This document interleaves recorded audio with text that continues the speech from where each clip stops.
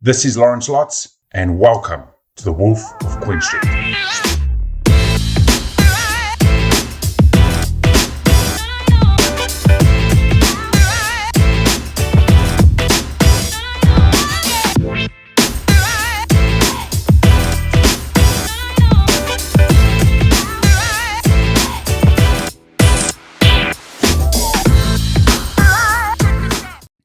Welcome back to the Wolf of Queen Street podcast series. But before we get started in today's show, just do a shout out to the location we're filming at the moment.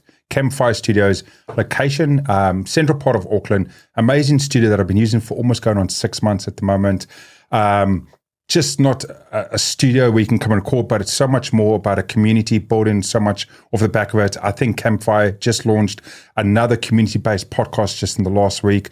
Reach out to them if it's something that you want to do, podcasting and so much more. And a big shout out to the team. And funny enough, the part of the team for today is Guy Pigden, an indie film producer and director that has produced 2 feature films.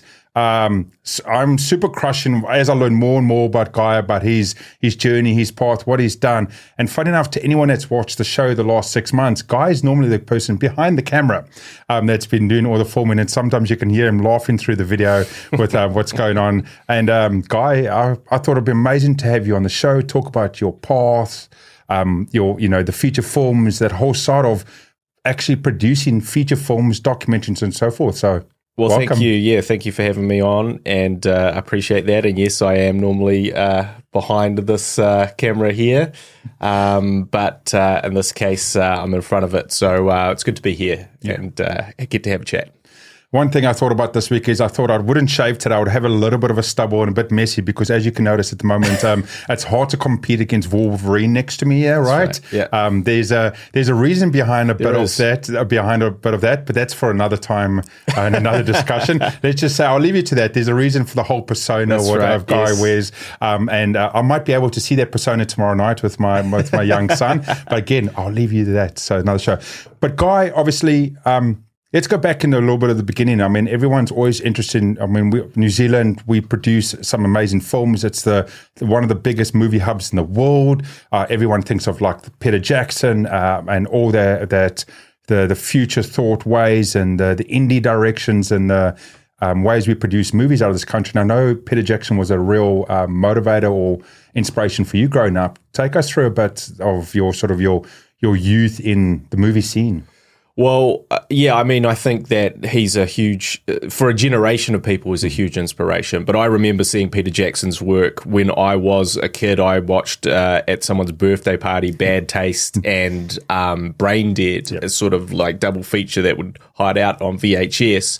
And I just remember that kind of like just really blowing my mind because it was just so much fun. And it was so entertaining, the slapstick sort of comedy mixed with horror and all that sort of thing. And at that time, I was like, wait, this is done here. This is done by a Kiwi guy. I sort of couldn't believe it. And then that led on to obviously many bigger films and sort of him kind of building an industry for New Zealand. But in terms of my own journey as a sort of a filmmaker, as I sort of, always wanted to make movies, or I guess from maybe 15, 16, the bug really bit me and I started making short films and I started writing a lot, and I then sort of moved to the UK when I was 19 and I started working for a production company over there as a runner, getting people coffees and stuff like that, but also a very high stress, very demanding job for someone at that age in a different country and all that sort of thing. But I also got to be a script reader there as well, which meant that I reviewed all the scripts that came in from every production house. Anyone that wanted to sort of make movies they would submit these scripts, and then I would read them. And if I thought they were good, I would give them to the head of development. And I'd write coverage as well of all these scripts. And it was through doing that, it sort of gave me more confidence because I would sort of reject, 9 of the 10 scripts that I read, on any given week. And I would sort of think, man, and then the good one that I put forward, I go, man, maybe I can't do it now, but I know that I I think I can get to writing to this standard, and I feel like I'm maybe if I'm not there, I'm on the cusp of that. And so, I really thought after that, I was like, okay, I want to make movies. I came back over here. I started working and really collaborating with a couple of key people that I still work with to this day. Harley Neville, who sort of produces and is the other half of Pigville Productions, but it was sort of like, I want to make movies. We can do this sort of together, and we can sort of develop this and grow this, and I can sort of write my way into the industry, because writing was a sort of a skill set that I'd had from like a very young age. And so from there, we sort of continued to sort of like kind of get into the sort of the DIY side of filmmaking, which was directly inspired by both people like Peter Jackson, but also Robert Rodriguez had made a film called El Mariachi, which had sort of highlighted how far an independent film could go, and also what you could do, just by yourself. And so I'd always been too young to go to the film schools that I'd wanted to at that time. They're always sort of like, we're looking for people in their sort of mid-20s, or, you come back and apply in another couple of years. And so I just started making my own things, or continuing to make my own things. And then, and really with that idea that it's not going to be what I make for someone else. It's going to be what I make or what we make is going to be the thing that's going to sort of propel us to that next level. And I guess from there, to sort of really truncate things down, I did start getting work as a writer. I did have we had a sort of a TV series optioned to develop for myself and Harley to star in. And I wrote a feature and a couple of treatments for another producer. And then I wrote the script, or the first draft of the script, or the outline of the script to I Survived a Zombie Holocaust, which was my first feature, which got into what's called the Escalator Initiative, which is essentially you can't, part of the rules were you can't have directed a feature film prior to this. It's got to be new teams, so it can't be very experienced filmmakers pitching their ideas. And then they gave you $250,000 to go away and make that. And our team, which was the only team based in Dunedin at the time, was successful in getting that, and that sort of led to my first feature film. No, it's awesome. But I think there's so much more in there that they just skipped over, right? Yes. Guy's career is, I think it's 20 years that you've been in the scene and stuff. But something which is really cool to go back in is that yourself and Harley produced a movie when you were 16, right? Your first.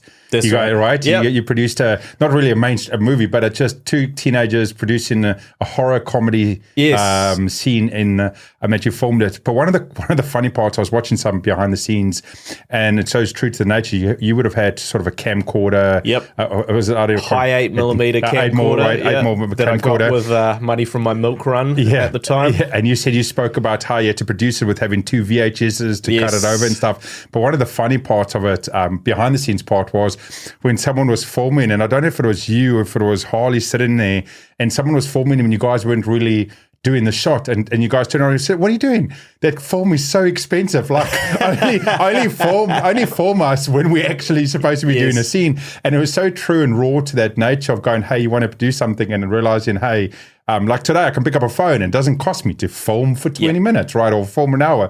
But in that era, you had to be really conscious of what you're doing. And I think that's also what made people not afraid to jump into it. It was such a blocker for creators at that stage of, you had to have some sort of hardware, and you had to have some form of small budget just to do a little sketch. Just to do something. Yeah.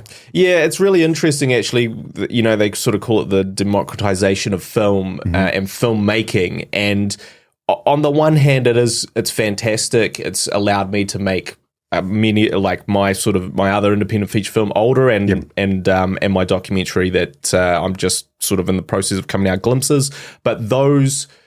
And so it's given me a career, but on the same token, because it's so much easier, everyone else, there's no barrier. So what it used to be is that if you had made, something like if you had made a feature film or if you'd made a short film or something like that, that was something special in its own right. And unfortunately now it's like, that's cool. You know, my 8-year-old nephew made that yesterday. So when you say, you know, that, you know, you talk about like back then it was just very hard. And I think the other big difference is even if you had all those things, it was almost impossible to make it look good. Yeah. You know, editing, yeah. And just with all that VHS, with the cameras involved, like it's only been in the last probably, let's just say 10 years that cameras, like prosumer cameras, just regular cameras, are, if not this quite the same level as a Hollywood feature film sort of, but only a couple of degrees off. Yeah.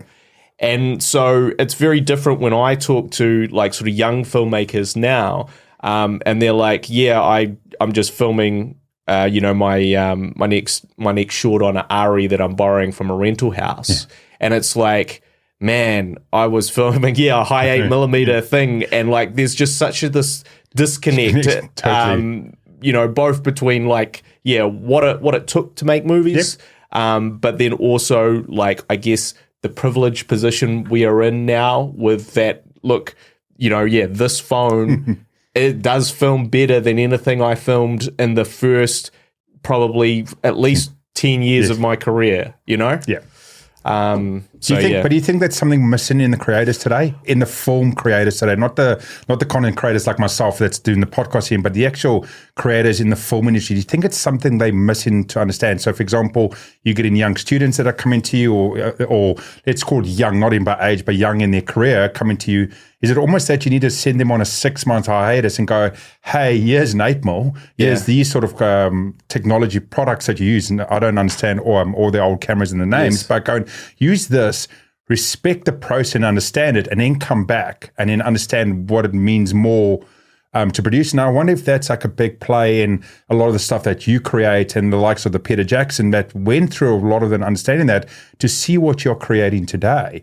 I mean, I went through a lot of your content you're making, and I said before off air, like your YouTube channel at the moment, I love it firstly because you do a skit before you do your how-to videos. And it's like I'm watching a movie. I'm watching like a 10-minute movie, and then you get into your video and stuff, and it's amazing, and it's that real true indie vibe to it. You're exceptionally good at it. Thank you. And also on your feature films, it's exactly the same. And one thing I just wanted to say, and I didn't say in the beginning of the show, when we talk about feature films, we're talking about movies that are actually being released internationally, film festivals, you've won awards for them. I know Older's on Prime. I know Emmy the Vegan's on Prime. You've obviously got I Survived a Zombie Holocaust, mainstream, I wouldn't say mainstream release, but it's a feature film. And so that doesn't mean like I've gone and done a 30-second skit and I've put it on YouTube. That's not a feature film, right? Yes. And it's pretty impressive what you've done in that scene. But also, what I wanted to do, and like I said, I'm a big fanboy from learning more about your stuff and seeing it out there. And I almost wanted to come here today with like movie posters and go, hey, guy, can you please sign or go up in my man cave? But one thing that's really true since I've learned about you and true to your nature, and to anyone that follows Guy's story, is a lot of people you've brought along your path with you, right? Yes. When you were 16, your first horror movie and family and friends were the people that you used in I Survived a Zombie Holocaust. That's right, yeah. Same as the people that have gone across to you with Emmy the Vegan and Older and so forth, and has grown with yourself in that career. And it's pretty amazing to see that. Yeah, I am a huge, I mean, that is one of the things I'm most proudest of, in fact, my first film and Older and all those things is that, but particularly Older is that I sort of got to, as a 20, I guess, 8 or 29-year-old, whenever I made that, got to kind of go, here's all these people that I've collaborated with, all these, they made all these silly, stupid films with me, you know, for $0 and for thing, and now I get to showcase all their talents in a feature film, you know, with a budget, and we sort of got there, you know, we got there, and you know, that is something that I am incredibly proud of, and I do think that, especially in the indie filmmaking world, that it's actually all about your collaborators. It's all about having those sort of relationships with people, and sort of continuing to work with those people. So it's something that I sort of put a high value on in terms of, you know, maintaining those relationships and trying to write for those people as well. Yeah. Because I was watching Older and thoroughly enjoyed it. And it's funny, there's two lines that stand out to me in Older, right? I'll give it to you in a second. In the start of the movie and the end of the movie, there are also two lines that have totally two different emotional states, and totally respect the full spectrum of one to the other side of where the movie goes. And the first line was that high five for no spillage. Right? That was one of the best lines, comical pieces I'd heard in a very long time. And to anyone, go watch Older, Amazon Prime at the moment, and you understand this. High five for no spillage. I totally understand that. And then the other one was right at the end was, don't stand around and wait for the phone to ring. Yeah. And to me, these two lines to me encased everything that you achieved within the movie Older, right? The fun, eccentric, over the top sort of moments from the comedy side to don't wait, take control of it. And it was amazing to see those two literally. I don't know if you did it on purpose, and I'll ask you this. Was it on purpose that was sort of the two power statements beginning and end of the movie that came across Older? Was it just by, for me, almost by luck? No, I mean, Older was obviously a very personal film for me. I was in it, I starred in it, and I was sort of writing about not exactly my situation, but like, I guess a version of myself if I had a different perspective and outlook on life, and sort of asking, okay, what if I didn't feel the way I do, but I just sort of decided that I sort of gave up at a certain point. And also, what if I really fought against I guess becoming a mature adult, as I sort of saw many of my friends do, and as to some degree I did also do. And so, you know, it's funny that you talk about those moments. I've gotten a lot of feedback on Older, like more than I could have expected. And, you know, I would say that every couple of weeks I get someone sort of reaching out to me on Instagram or something like that saying, hey, I just watched your film. I really enjoyed it. This bit really moved me. That bit really spoke to me. I felt like you're talking about my life, blah, blah, blah. And like, that's awesome because the film took a very long time for me to make, 7 years from when I started it. And also I, at certain points, didn't really know. I was like, is this just a giant piece of shit and a kind of a vanity project? Like, I think these are interesting things that we're all wrestling with. Yep. But am I just wrestling with these? You know, just me and no one. Whenever someone watch it, all they'll think is, you know, hey, you know, they're completely disconnected from the experience. And so, very fortunately, that wasn't the case.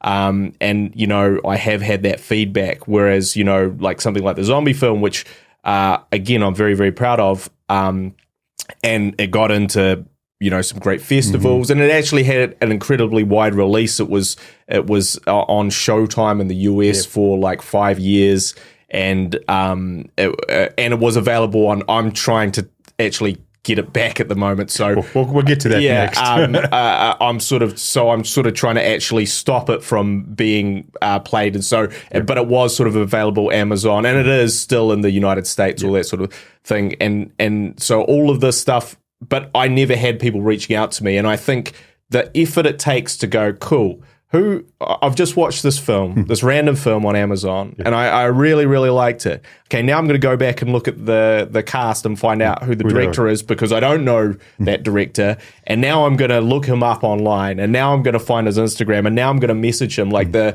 level of effort, like I watch great movies all the time. I don't try and seek out a director and tell them, right? Yeah, hey, Stephen, hunt them down and say, hey, I just love your film. So that's sort of I guess. So I think a lot of people take a lot of different things from it and have highlighted different parts for them. You know, a lot of people talk about the flashback scenes, and sort of the dream scenes, and how they sort of remembered, and they sort of asked, well, how did did you film back then? Someone asked me. I said, no, I didn't. You're two junior actors. You're two junior actor and your actress. They were very good. But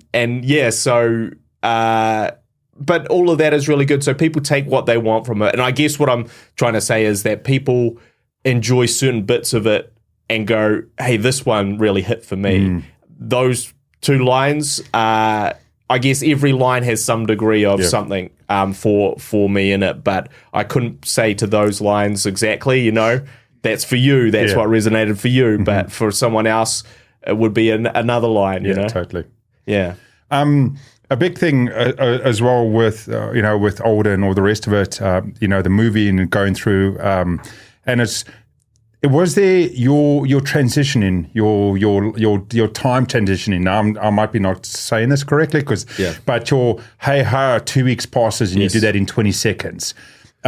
Is that something you like, or is it something you're trying? Because I've really found that a great way for a timestamp transition. So obviously in the movie, I'm not giving away too much, you wanted a week to pass, but you didn't want, you know, 5 minutes in the movie to pass. So that sort of quick change scenes was a real interesting way. And was that something you wanted to bring into that way, or is that something from your flavor of way you like to direct? I am sort of fascinated by that sort of passage of time. I mean, that's sort of what the film was about. And I guess what I wanted to show was the idea, like I was like, how can I convey that this guy's life is sort of stuck in a loop and that there's a routine that potentially is like quite negative or that leans that way in a very short space of time. And so I sort of settled on time lapses and you know, and sort of super fast cuts to sort of establish that. They were the most difficult scenes to shoot because, you know, again, what I didn't realize was I sort of thought to myself, yes, so I'll do it this way. But it actually means that you need 100 shots there, and you still have to go out and film 100 shots, and you have to film, say, 10 or 15 time lapses, all of which take several hours to do and in the morning, changes, right? Yeah, and so, like, you know, when I sort of got into it, I was like, holy shit, this is like way harder than I thought it was going to be, and way more time intensive, both from the filming of it, but also the editing of it. But you know, I just thought that would be the most effective way to get where we're going and sort of show that, but not force the audience to kind of live it. And yeah, that was what I settled on. It worked. It was really effective in its way. I can totally understand because I was watching the scene and it was obviously like there's the gym scene and the stuff, or there was the breakfast. I think it's the breakfast or it's brunch.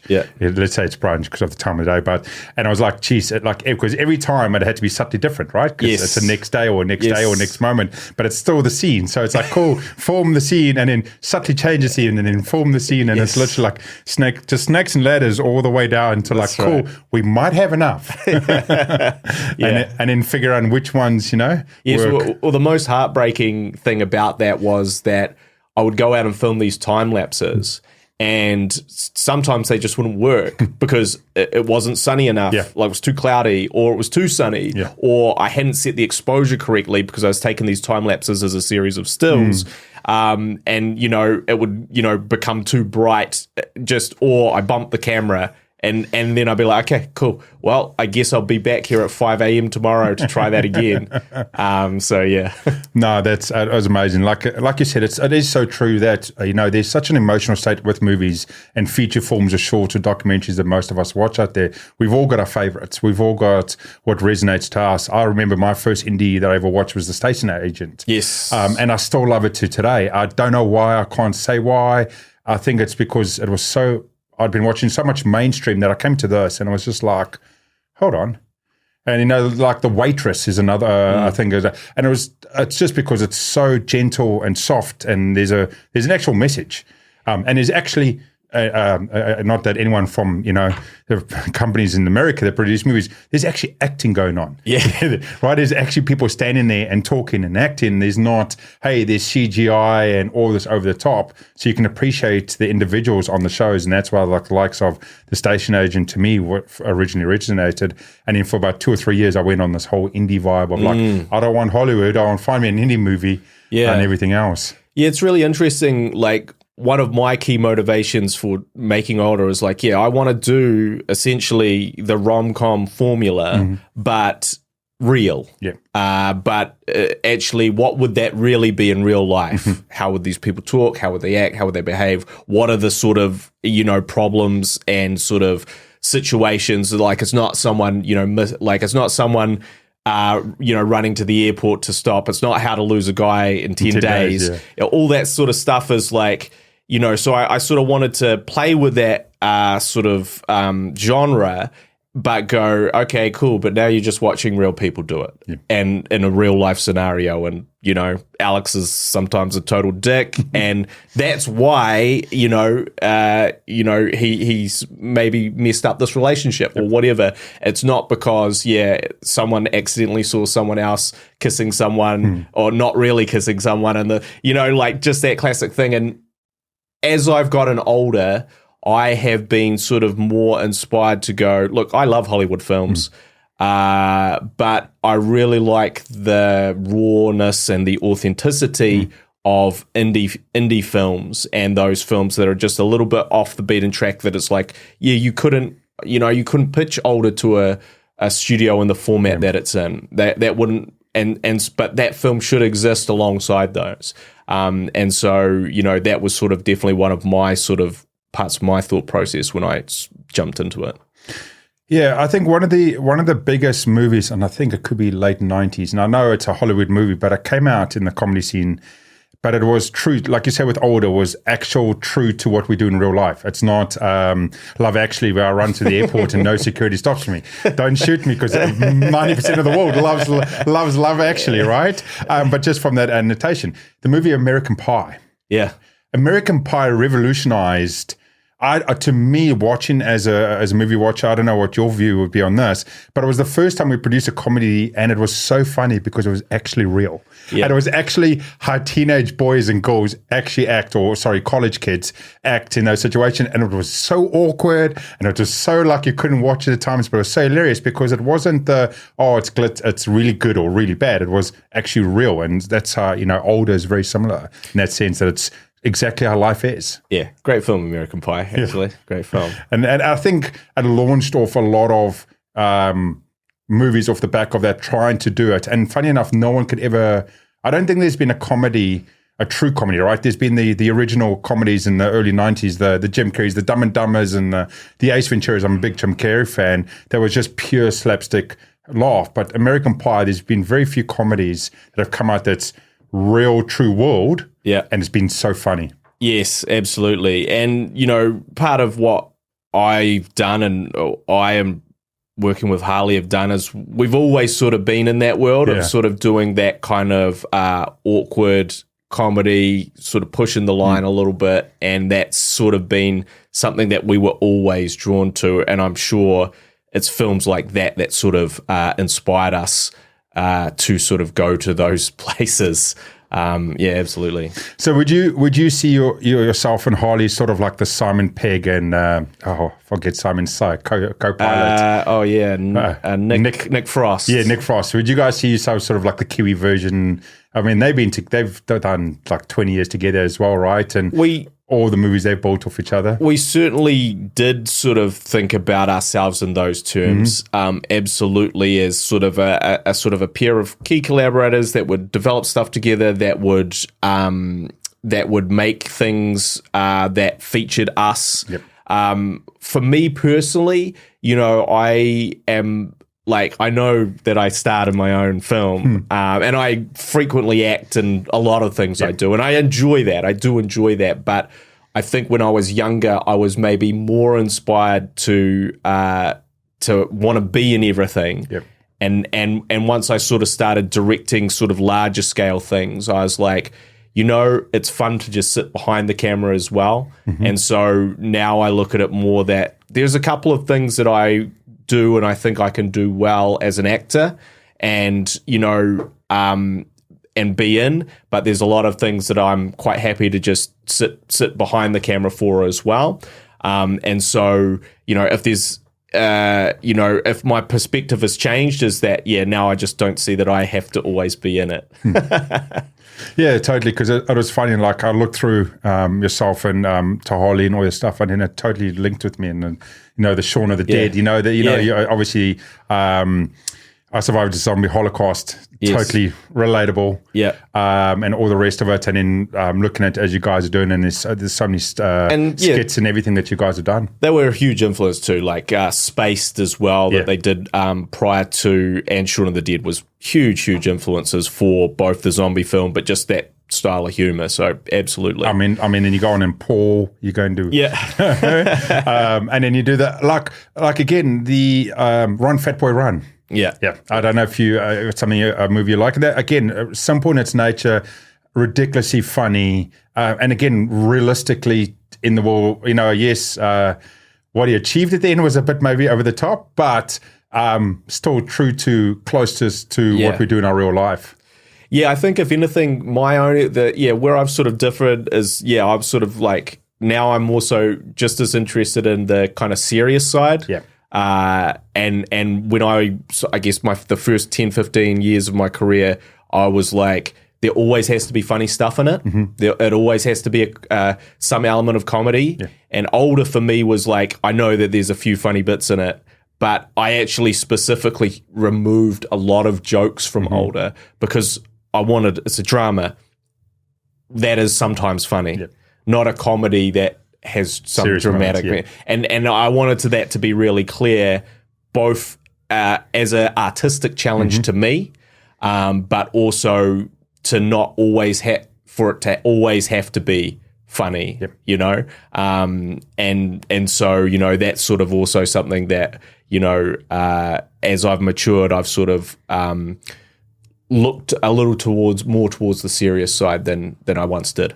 I think you're going through maybe a Jim Carrey moment or Jim Carrey's moment of your life, right? Yeah. So he's the greatest comedian, one of the greatest comedic actors and stand-up performers of a generation. And obviously he's moving through, a very serious component of his life. I think we won't see much more on the scene anymore. Yes. But the last sort of a few years, it was always like more serious nature looking and doing it. There's Man on the Moon, or the documentary off the back of of Man on the Moon. And Eternal Sunshine. All the rest of it, and it's interesting because from the outside looking into it, it's the people that push the boundaries on the thoughts and the logic of what we're doing to create. From a film producers that finally at a stage turn around and go, hold on, I've gone down that channel, but now I'm actually stepping back and realizing that there's more to it, and there's more gumshoe and feeling to it that I need to transition into a different direction. Like you're saying, you want to be more serious in the pieces that you're doing. Yeah. And direction that you take. I do want to sort of say, like, I'm not averse to doing a pure slapstick, R-rated comedy or something. Like, what I'm attracted to as an artist now, or as a creative, or as an indie filmmaker, or whatever, what I'm attracted to personally is something that either I haven't done before, or something that I think would be really difficult for me to do and pull off.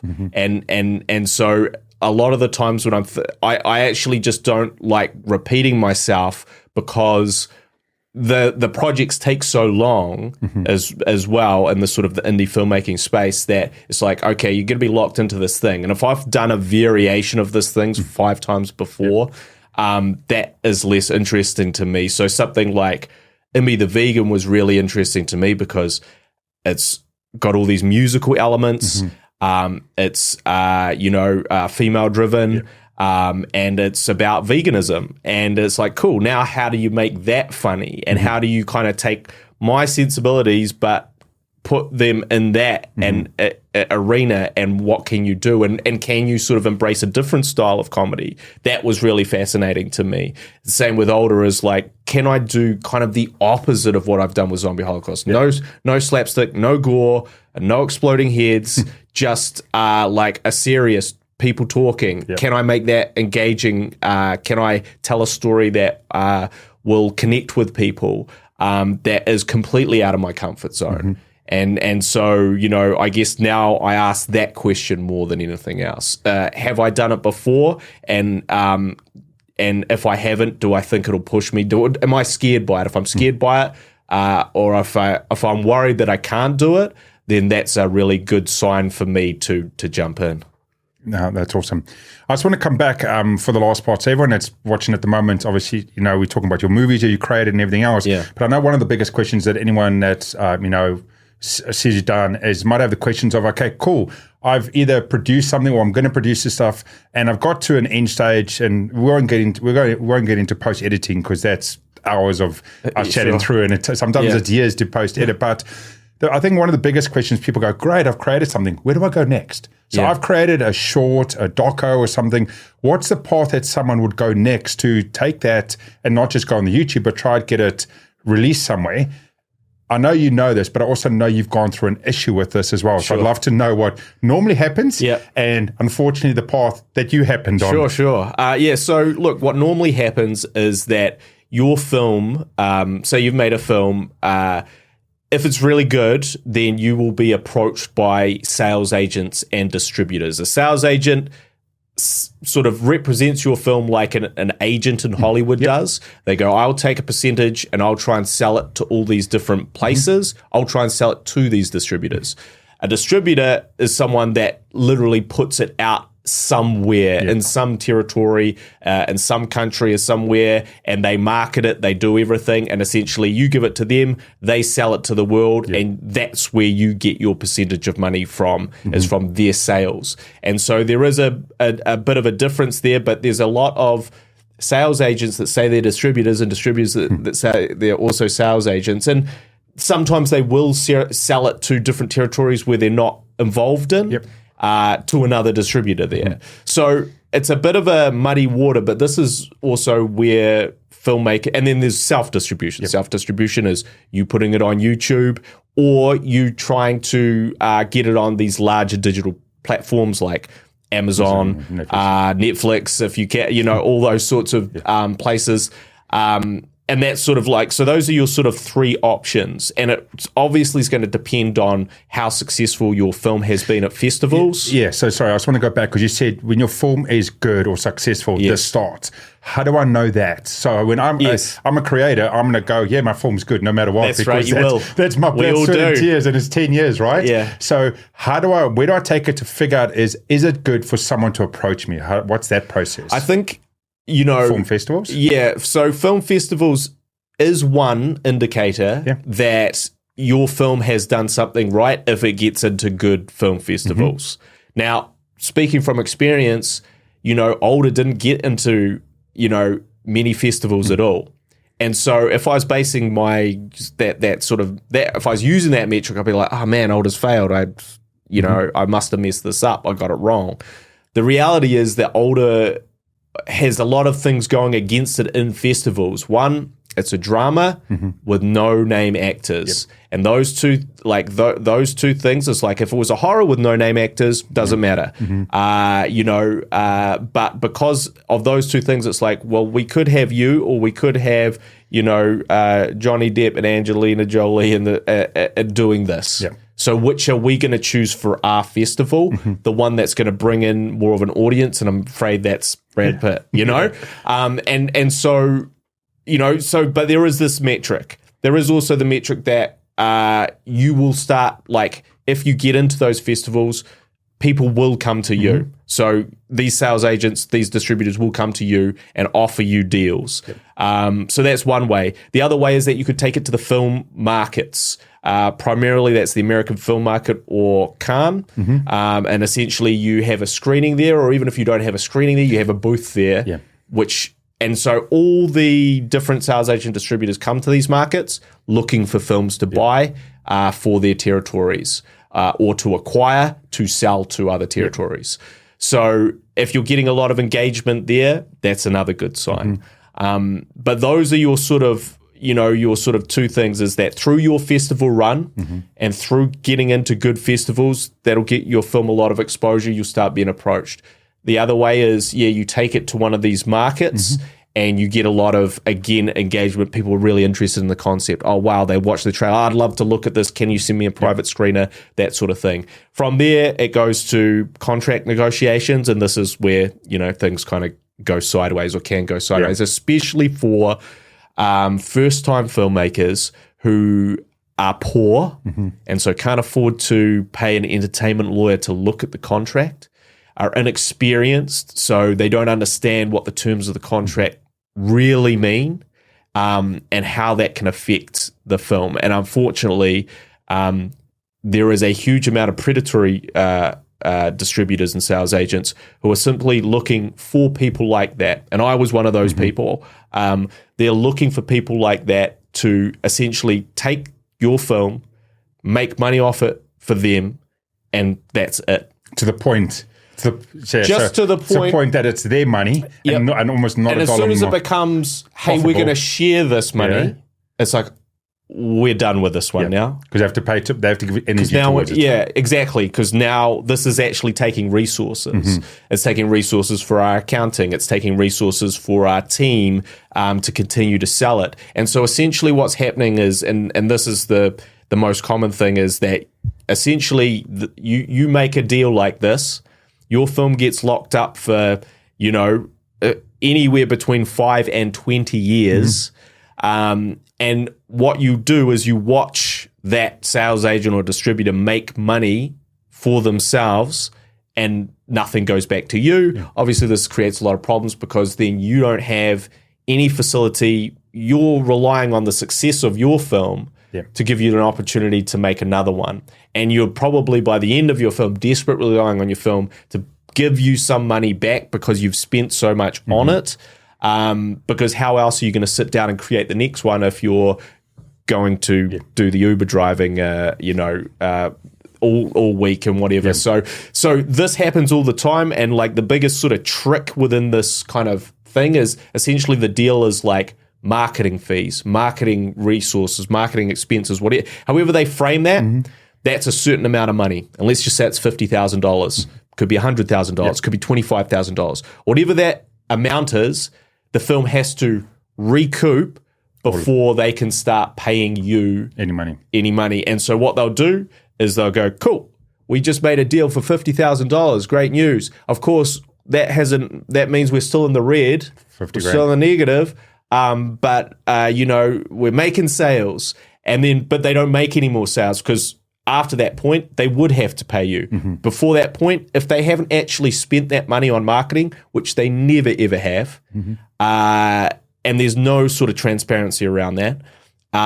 So essentially, they have just made $50,000 for going to the normal markets they always go to with, 100 other films.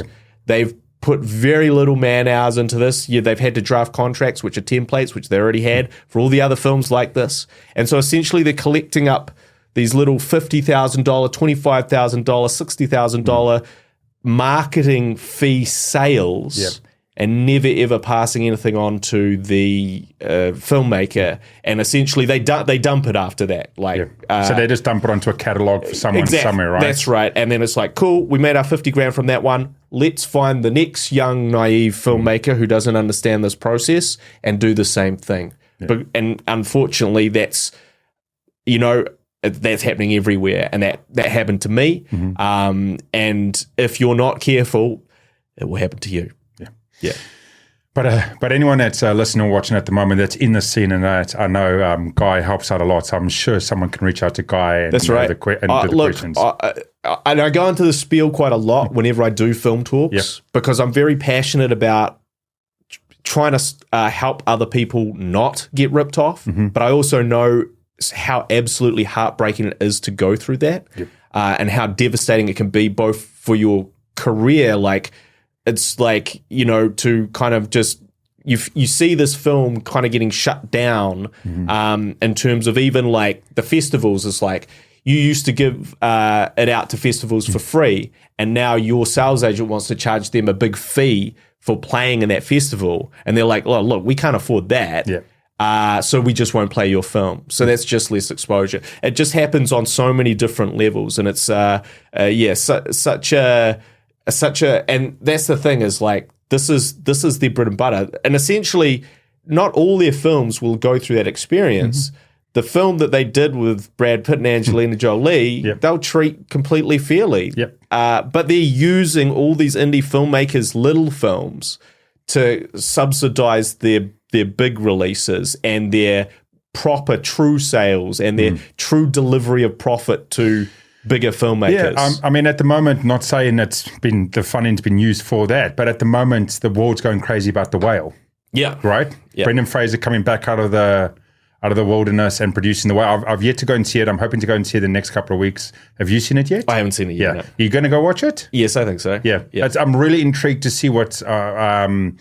it's obviously not mainstream released. At the moment in New Zealand, it's all the boutique cinemas. I think it's still a couple of weeks before it gets more mainstream. And I'm real intrigued to go and see it. I showed the wife and she was like, not sure. Might not be exciting enough. I'm like, tough watch. I'm going to go watch it. Yeah. You can come with me or not. And I'm real interested to see off the back of that one. You're taking it looks, I don't know if you would know if it's more, if it is Hollywood, but it feels a lot more indie vibe to it. It's released, I think, by A24, who are essentially an independent and a champion of independent films. Yep. So it is sort of what I would consider outside of the system, very much so. Yeah. And it's obviously competing now with Elvis, right? And it's such an extreme way of the world of movie production, right? You got the Elvis Hollywood over the top against an indie. The most extravagant, decadent film versus the small. But as a indie creator yourself and director and actor and all of the above, you must be loving this David vs. Goliath scene, and it's right at the top of Hollywood right now of The Whale versus Elvis, and I got a funny feeling The Whale is going to win. Well, I love to see films that aren't Marvel films have an impact. Yeah. My son won't like that. Well, look, man, I like Marvel films for the first 20, but I also understand, unfortunately, what Marvel films has done is created this sort of vacuum of all resources, but it's also conditioned audiences. So I always talk about this, but like The Godfather was once upon a time the highest grossing film of all time.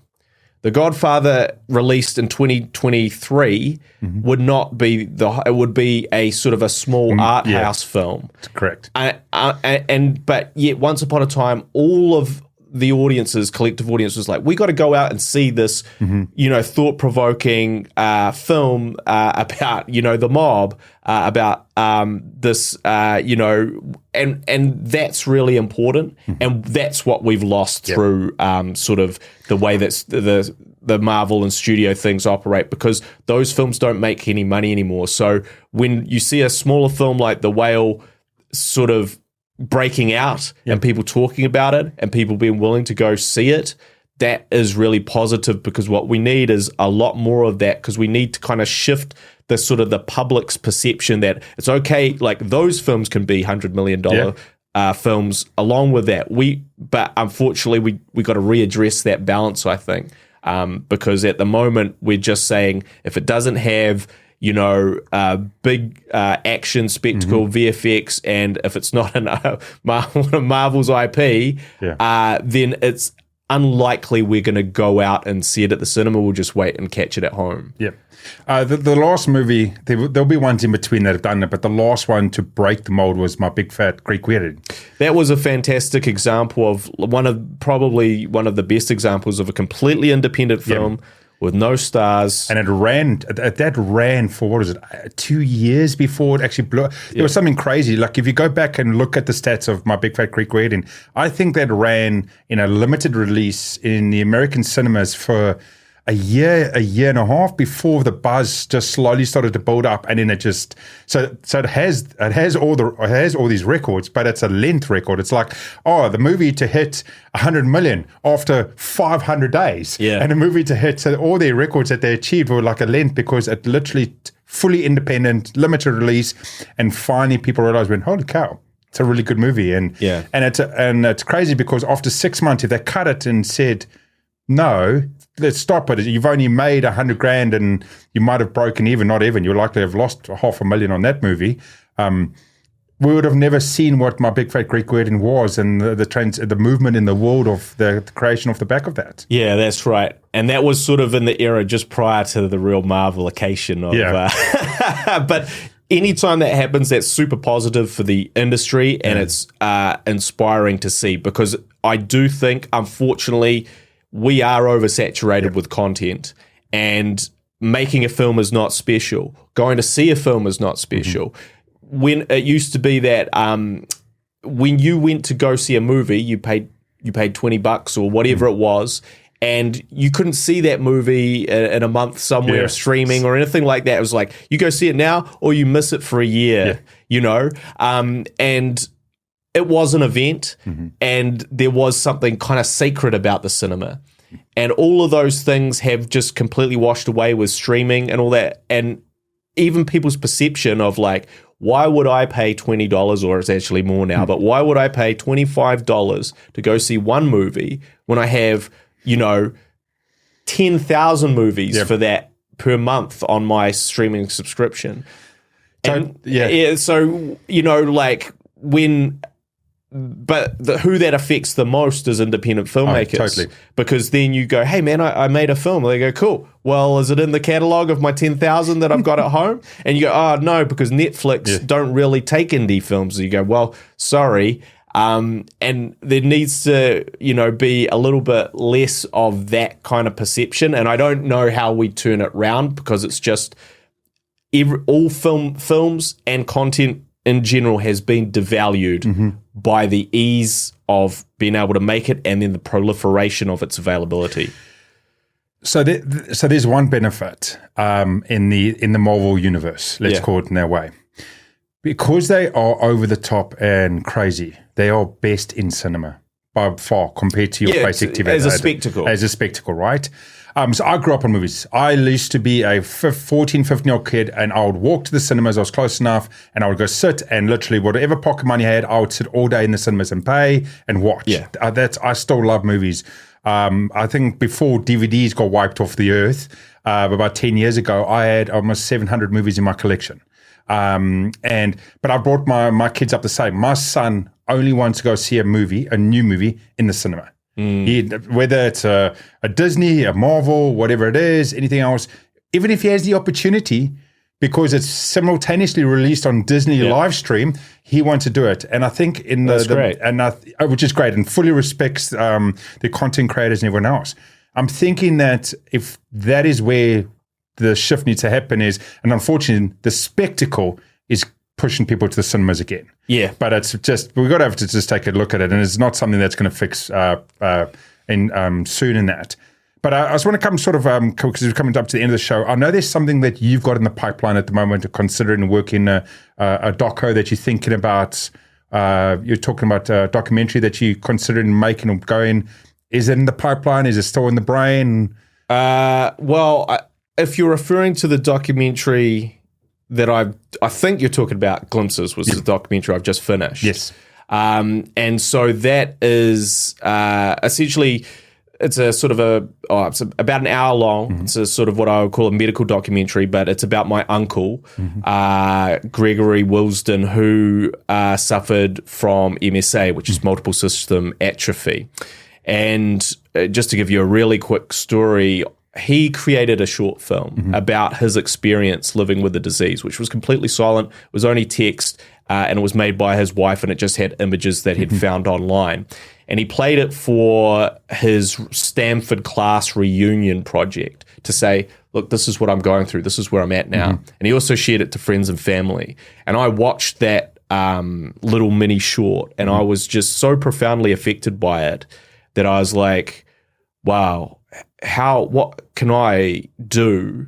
Like, because there's not much you can do to help him, because, you know, MSA is a neurological disease. It's like Parkinson's, but it is much more rapid, and it's sort of basically, you know, you essentially go from walking, talking, completely functional, having a few symptoms, to within 5 years, bedridden.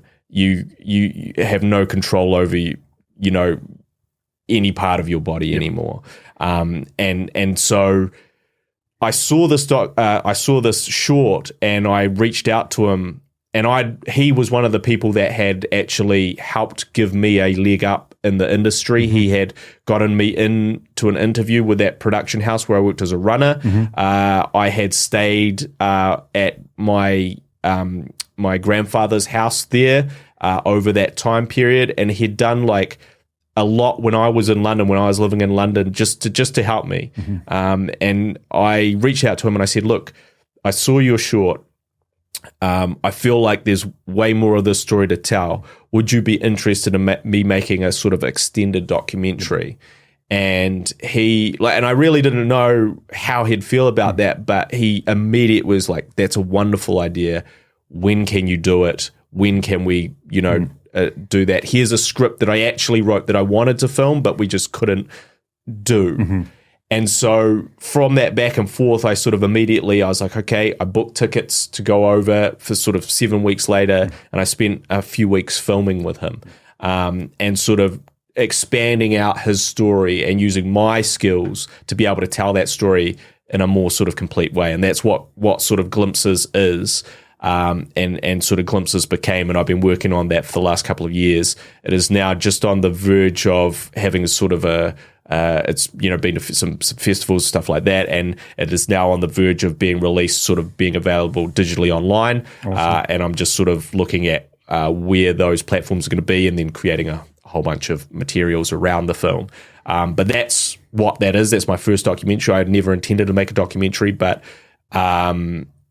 it's for my uncle, and awesome. And hopefully, I'm just hoping that people will sort of connect with his story, see what an incredibly brave and resilient guy he was, and also that for those suffering from the illness, they'll be able to sort of see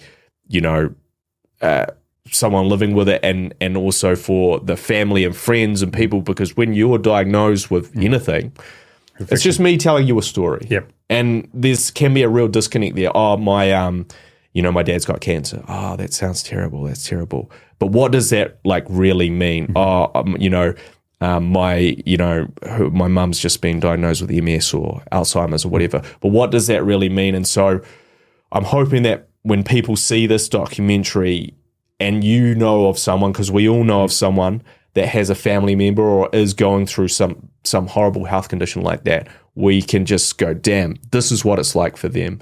And I have a little bit more empathy and understanding, and hopefully I'm able to reach out and give them a bit more support than I would when it's just that story that I told you without seeing what that really means.